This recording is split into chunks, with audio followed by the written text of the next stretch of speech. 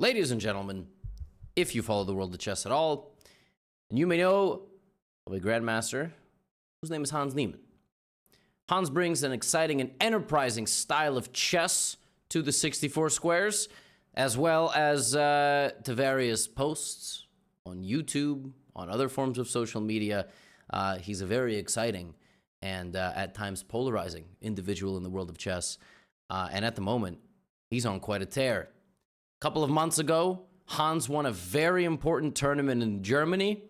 That was known as the Grenke Classic.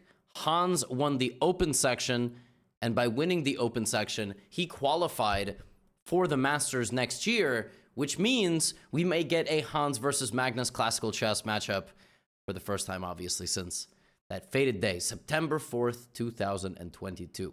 Now, then Hans got second place in a tournament known as the Dubai Police Masters, and now he's 3 out of 3 at the Sharjah Masters. I think it's also in Dubai, by the way, and it's a very prestigious tournament, very strong. And yesterday he played an absolutely ridiculous game, and today he played a nice game. He's 3 for 3. I'm going to show you all his wins in this video. That's all I have, and that yeah, the second game is gonna absolutely blow your mind. Blew my mind when I was watching it. It was a merciless and aggressive day, and I mean, my goodness. Now we're gonna serve you up this little appetizer game because this game was not good. It was not a good game by anybody involved, and I'm one to talk. But his opponent here is Gleb Dudin. I think originally from Russia. Maybe he moved to Hungary. And chess.com, can we please get a photo of this guy? I mean, I understand grandmasters happen, grandmasters happen faster in the chess world than the United States government prints money. But we got to get them photos, please. All right, d4 knight f6. This game was a Catalan. I actually thought Hans was playing white because Hans likes the Catalan a lot. Hans plays bishop to b4 check and then puts the bishop back on e7. Let me adjust my volume levels. I apologize. And bishop g2, knight d7, and a very, very solid line. Now here, Hans plays, there's a lot of different lines that you can play against the Catalan. Hans opts to play knight to e4. And this is a very provocative system where black then frequently plays f5 and kind of just says, look, I want to play like a stonewall. So for example, if white plays the move bishop f4 to get out of the way of the knight, then black will actually go g5, bishop c1, f5. Or h5, I mean, both of these. But basically, this is what happens. And then if you play too solidly, black actually just throws all the pawns at you. It's kind of ridiculous, but it's actually a real thing. It's like one of the ways to make a Catalan player uncomfortable other than kicking them under the table for playing the Catalan. Now, Gleb plays knight e1, so clearly this is some sort of preparation, giving up the dark squared bishop. And in this game, Hans actually was just slowly getting outplayed. He had a lot less space. He tried to attack his opponent with moves like f6, but Gleb was very accurate. The second Hans created a weakness in his possession, Gleb hit him straight down the e-file. And when I saw this game, I was like, oh, I mean, like I was watching it live. I was going, oh, Gleb is just, I mean, he's in the driver's seat in this game. So g4, right? He takes a lot of space on the king side, and he puts the knight there, and like, Hans continues to try to be provocative. Gleb captures that as well, and then puts the rook on f1 and starts rotating his pieces over. I thought, well, I mean, Hans is just stuck. He doesn't have a lot of development, but what Hans is doing very well is managing the clock.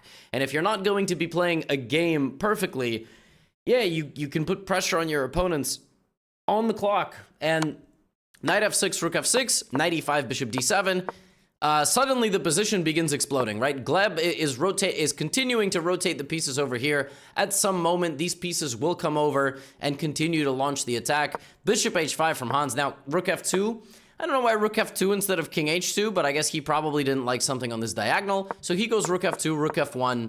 And as we can see here, white has done absolutely everything right. The sides are clashing, but black has no play on that side. Black has no play in the center. And black is basically completely at white's mercy on the king side. So this has been a fantastic maneuvering game by Gleb. But Hans, he never let up. He continued to play fast. He continued to make his opponent make difficult decisions. And somewhere around here, like rook h6, white needed to play a move like king h1 to keep his big advantage and then put the, rook on g1. He didn't do that, and so we kind of go to an endgame, right? Hans looking to trade pieces, defending the position very well. I mean, it's ugly, but it's doing the job. right? And suddenly my man Gleb, he got 1 minute on the clock. He had 30 seconds a moment ago. So now Hans is not playing defense. It's time to start unraveling the position and maybe actually trying to win the damn game. I mean, we have 4 pawns per side. Black is in absolutely no way, shape, or form calling the shots here. We have a rook endgame. Pawns are falling off the board, but Hans keeps just enough tension in the position. White goes wrong. By the way, Gleb played this move with 1 second on the clock because he got the 30 seconds. And first game of the tournament, Hans basically ladder mates his opponent, right? And wins his pawns. And in this position, Gleb resigned because he's just 2 pawns down in a rook endgame. You are not going to save this. And sometimes you need wins like this to start the tournament. It was a little bit shaky, but he was very, very good about putting practical pressure on Gleb, and Gleb was unable to deal with the time situation. I mean, he couldn't maximize his level of play. So Hans wins this game to start. Like I said, this is the Appetizer game. And then, oh my God, he won one of the most insane games I've ever seen in the second round. I mean, yeah, just sit back, relax, because well, his opponent couldn't relax in this game, but yeah. You guys ready? Here we go. E4. E5. Knight F3, Knight C6, we have a Spanish. We have A6, main line, now D6. It's kind of like a modern Steinitz. Wilhelm Steinitz used to play like this. And now, basically, Black wants to go bishop D7. And very frequently, Black also puts this bishop on G7, right? But in this game, after playing this move C3, and by the way, I think Black was 10 minutes late. I don't know if anybody caught that. Yeah, Jachungir did not think for 10 minutes on the first move, 11 minutes and a half. He was late. I think that's what happened. And so now Black plays this move F5, and yeah, that's rare, right? So C3 is followed by D4 is quite natural. Black playing F5 reminds us of the game Vidit versus Prague from the candidates, but that was A6 bishop here and then F5, which is very dangerous stuff, but it is what happened in that game. So, yeah. Now, bishop A4, D6, C3, F5, take, right? Castles, bishop D3. Wow. This is basically an attack on the rook, and more than an attack on the rook, it's also you disable the move D4, right? Now, Hans is not, a genius for his next move, but he plays rook E1. Black plays bishop to E7. He's covering anything from going to G5 and trying to get his pieces developed. Hans plays queen B3. Now, queen B3 targets the pawn on B7, but what about your bishop? Isn't your bishop trapped after B5? Yeah, and clearly Hans came prepared in this game because he didn't go D4 right away. He went castles, allowed this, and then played this move queen B3. So Black plays B5, indeed looking to trap this bishop, but at the same time weakening 2 of his pieces, right? And so now Black has to find the move queen D7. And you might say, but Levy, that's not a hard move to find. I don't understand what well, it's hard to do this because this is very ugly. How are you going to defend your pawn? You know what the engine says? You don't defend your pawn. And if queen A4, Black plays E4. What? But Black hasn't even castled. Why would Black do that? Yeah, then you trade the queen. What? And then if knight E4, there's knight D3. So White could actually end up in this position up 2 pawns, but unable to move any pieces because of how strong the knight is. That is the line that you have to know after queen B3, B5, queen D5. Jachungir doesn't know that. He goes here. And after 10 moves, the Black position is in some trouble. The idea of bishop F5 is that if I take you with a check, you go back and then you take back the bishop. But after bishop F5, Hans spends some time and plays bishop to B3. And now the threat is this and that. And the only way to protect that, the only way to protect against both of those threats is either to move the king or the queen. If you play knight F6, I can take this. Now, the crazy thing about this move is that it looks like the queen is trapped. But it's not. And you will always survive and get out. But what's also funny is that the queen is like almost certainly trapped in the long run, but you can even sack pieces. Not only that, you can sacrifice your queen in this position according to the computer, because after this, you are winning everything. Yeah, it's miserable. It is kind of crazy. All right? Oh my goodness. Yeah, this position's completely nuts. So, here's what happens. Bishop to b3. King d7. All right? So far, so good. Everything is fine. But it's not. Knight to d4 from Hans. This targets the bishop. It targets the knight. And worse than that, if you take with the pawn, it's mate. I take the bishop check. I check you again. That's it. That's the end of the game right there. So king to d7, knight to d4. Hans already has a major advantage, and he is attacking like a lunatic. Black takes the knight. White takes. Now, what do you do against the pawn on e5? About the pawn on e5, right? Like, all of this is under pressure. Knight c3 is on the way. Well, Jahangir plays knight f6, trying to kick out Hans's queen. Only move. You really don't want to go to b7, because if I lock you in, I'm not sure you're getting out anytime soon. So instead of that, the queen slides back, targeting the bishop, targeting the pawn. Very dangerous position. Now, if black moves the bishop anywhere, you're going to take the pawn, opening up the king. So you got to go here, because that way you attack the queen and you make me move. But I will play here, targeting your pawn, probably making you take. Because if you don't take, I take you. So for a moment, black is a pawn up. Now, that level of happiness in the position is probably not going to be preserved much longer. But white has to take advantage the right way. Now, if you play slowly with white, like a move like d3 to get the bishop out, black will go queen e8. And then if you get the bishop out, black will play queen h5 or queen g6. And somehow you're not in time. She's not in time, right? So you look at a move like ed4 and you go, how do I attack black here? How do I do something with the bishop or my rook or I can't really do anything. So what can I do? I can't move if I can't go d3, I know this move hangs a knight. How am I going to get these three pieces involved? Actually, what's amazing about this position is that white doesn't have to get those pieces involved at all. At all. White can just go here. And this one very simple move poses a very difficult question to the black position, which is how do you defend your bishop? If you go here, you surrender the control of the e6 square, at which point the king has to march out this way. Nobody wants that. Now suddenly I have a front of attack. Now, if after h3 the bishop goes back to f5, which is what happens in the game, I play queen f3.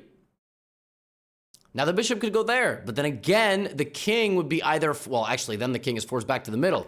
And I guess Jahangir was like, why would I put my king in the center? Now I can't castle, and I literally just cannot castle. Like, even if I could castle, I can't castle. And now Hans is going to continue to try to attack me. So queen to f3, he protects his bishop. And now the move d3, and now there is a bigger problem. d3 in this position a couple of moves ago, the queen could come help. But by forcing Jahangir to play this move, defending his bishop, now the bishop is trapped. In the middle of all of this, it can't move anywhere. The threat is now just the random g4. It's just g4. So black has to play h5. The move h5 overcommits a pawn on a light square, and now the dark squares are weak, and Hans plays bishop to g5. So this bishop cuts that diagonal, this bishop hits this diagonal, the rook hits the straightaway, the queen hits the entire diagonal. Everything in black's position is under pressure, like everything. And not to mention, white is still gonna go here and is still gonna bring another rook. How on earth is black gonna defend himself? He plays c6 to try to block this diagonal and maybe walk the king away, or play rook a7 to defend the 7th rank, like to play something like rook a7 and maybe king c7, like something. You got to do something, right? Plays c6. Hans doesn't think very long, plays knight d2. In fact, look at Hans' time management. He's barely spending any time because, again, a few moves ago, his entire queen side was undeveloped. By playing moves like h3 and queen f3 and d3, he gets the bishop, he gets the knight. Now more pieces are playing, which means the attack is going to be way more potent. Black plays queen to f8, and the advantage for white is growing. Where do you open up another front of attack? The rook has pressure. The bishop has pressure. The queen has pressure. The bishop has pressure. Now, you know, where's this king going to go? Is the king going to cross the center line again? I don't think so. Probably the king is going to seek solace over here. So if we know that, let's Miley Cyrus it and come in like a wrecking ball. Pawn to a4. What are you going to do? If you come forward, you disconnect from the other pawns, and then I go for c6, or I put my knight on c4. If you don't take, I'll take you. Right, if you don't take, I'm going to take you, and we're going to open things up over here. Jahangir plays queen g7. Rook ec1. Rotating. Because now you know both rooks want to pressure. Queen c6 is a devastating threat. Black plays d5, blocking out the white queen. The white queen says, that's really nice that you went one square forward. Look, I can do the same thing. Because I'm also going one square forward, and I'm attacking this. Black plays c5. Look at the past few moves, right? Look at these past few moves. A good player controls the pace of the game, and in this position, it's not even about a good player. He is controlling his opponent's moves. He's making his opponent play his game. Look at this. He's playing his game. He's playing his game. He's playing his game. A couple of moves later, he's playing his game. D5, C5, every move he's making him play his game. With these two moves, we now weaken the row of squares behind. Now we go knight f3. And we are carving up the black position. Bishop to d6. Guess what? We go knight e5 anyway. You can't take us because bishop f6, queen d5 is fatal. Rook c5, rook c7. The game is over. The game is absolutely over. King c7 instead. Now what? Well, in this position, it looks like white can't break through anymore. It looks like everything is protected. And not only that, you pinned yourself, stupid. So now you can't even move the knight. But the defense of the position is an illusion. And it is predicated upon one and only one move. Hans Niemann, in this position, sacrifices the rook! Rook c5! What? Why would... For what? I don't... Okay, we get it. If bishop takes, right? Discover check. Absolutely. Nope. These moves don't work. Knight f7 wins a rook, but you just gave one up for free. I mean, what are we doing? That doesn't... Okay, take the pawn, take the rook. It gets taken. What? So what's the idea?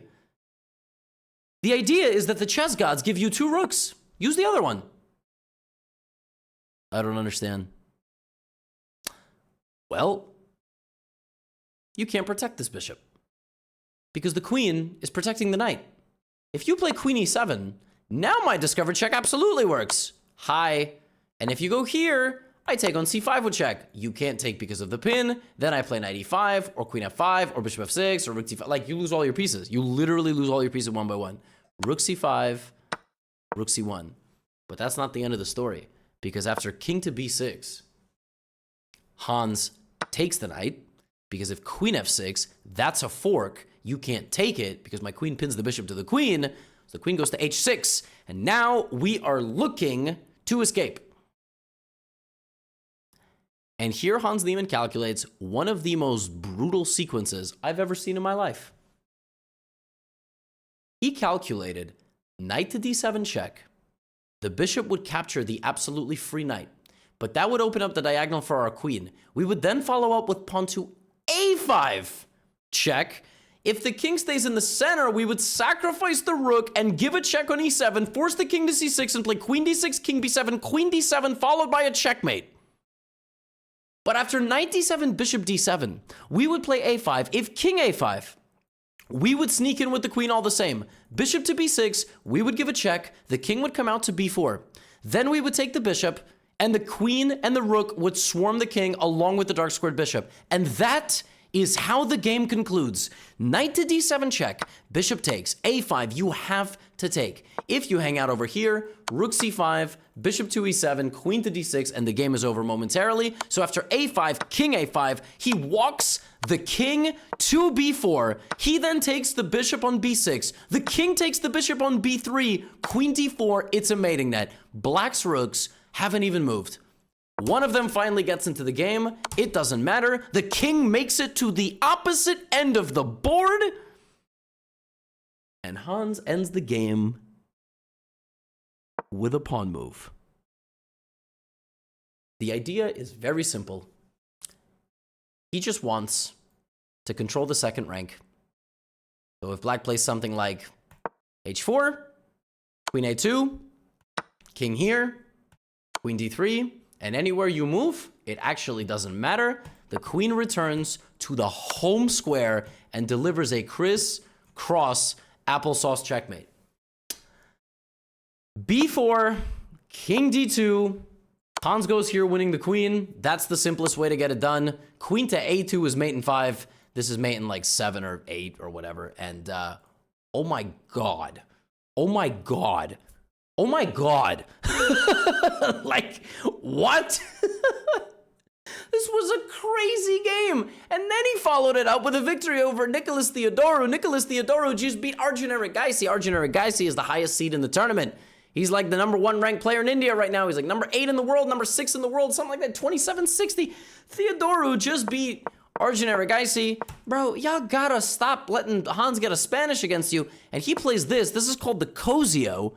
And what you do is you defend the pawn in this unorthodox way by wasting 2 moves. The position is very tricky. It's very complicated. Pawn takes, knight takes. There's a lot of different lines. Bishop c5 is the line that he opts for.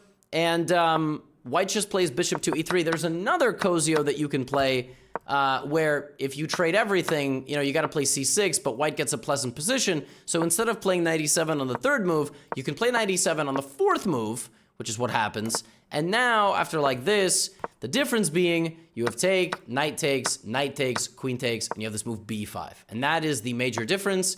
You put the bishop on b7, and the bishop gets kicked out. But you can't do that the way the game is played here, because the bishop is still on b5 and now it can retreat this way. But okay, it's just a matter of taste. Now, in this game, Hans developed and played this very interesting idea, f4. I just realized there's no timestamps on this game. I don't know why that happened. I copied it from chess.com, and for whatever reason, the timestamps got deleted. The timestamps in this game make no difference. Hans gives away a pawn, so he gambits this f-pawn that black can capture. Knight takes f4. Not only does he gambit a pawn, he's getting mated. Queen d2, though. Pinning the knight to the queen. Knight drops back. Now we trade, and I'm going to grab this pawn on g7, and I'm going to put the bishop on f6. So both sides have 6 pawns. This is a Berlin pawn structure, seen in the Berlin Spanish, but you cannot take the pawn on e4, because be very careful with your king still in the center. Rook e1. If rook g4... I mean, h3 should probably do the trick.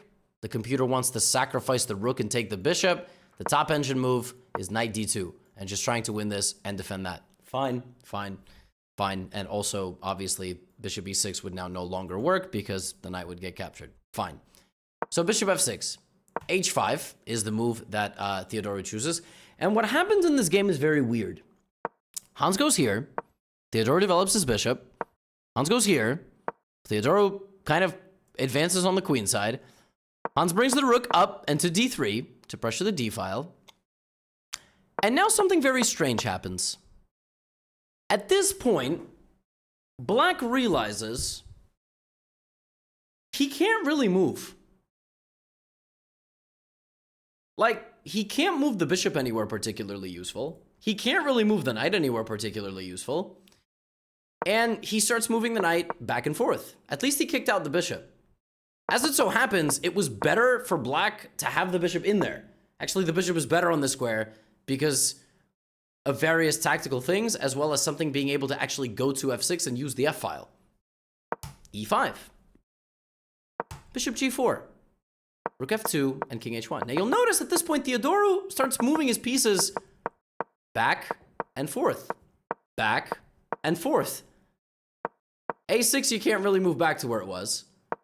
And now he plays rook b8, rook c8, right, rook a8, rook b8, rook a8. And now I'd like to show you 2600 ELO chess. Just watch. Rook b8, rook a8, rook b8, rook a8, rook b8, rook a8, rook b8, rook a8. Okay, fascinating. Yeah, Black is not trying to lose the game. Black just literally doesn't have a move. I mean, it's actually kind of insane when you think about it. It's a very difficult position for Black. The computer here for Black wants to put the bishop on c6 and the knight on e6. It's not really clear what that does. I mean, you're trying to, I guess, get the knight on d4. Let's say h3, bishop c6, and you try to put the knight there. Then I would play maybe rook g3, and then maybe I would trade, and this is just a fork, which would result in the loss of a pawn, and probably Theodorou saw that and was like, why would I go for that? So he shoveled his pieces back and forth for 10 moves. Literally. Hans, meanwhile, made incremental improvements to his position, and at some point decided that he would just start winning all of Black's material. And he took the pawn on h5. He didn't touch the queen side because he has 8th rank infiltration ideas. Rook h6, and yeah, you can't stop the infiltration. Take, take. He tries to create counterplay. I just stop everything. There is no rook to b2, so he goes to b1. Knight h5, and Black is absolutely dominated. There is nothing here whatsoever. By the way, rook f1 is a very creative move. Rook g2 is the tactical trick. He doesn't fall for that. Rook f6. Still all the problems in the position for Black. And rook g2. And that's it. That's the end of the game. Hans Niemann is 3-0. And not only is he 3-0, with his last 3 wins, he is now up to 2697.7, and he's on the cusp of the 2700 club, out of which Fedosseev fell today, where he was 2699. Artemiev fell slightly with recent tournaments. He played in Dubai. Yeah, if Hans gains a few more points, he's back up to number 33 in the world, or I guess number 34 behind Dubov. Crazy stuff, and what a game from him. And he's 3-0. He's 3-0, and he looks like he's got no plans of stopping. He's playing very, very well right now, very inspired. And he's on social media challenging the entire current format and ecosystem of the game, which we love. We love that because it should change. It absolutely should change, and I will be making a separate video about that. And if you're watching, you know, far enough in the future of May 2024, I probably already did make a video about the existential problem of chess and the tournament circuit. So be on the lookout for that video and get out of here.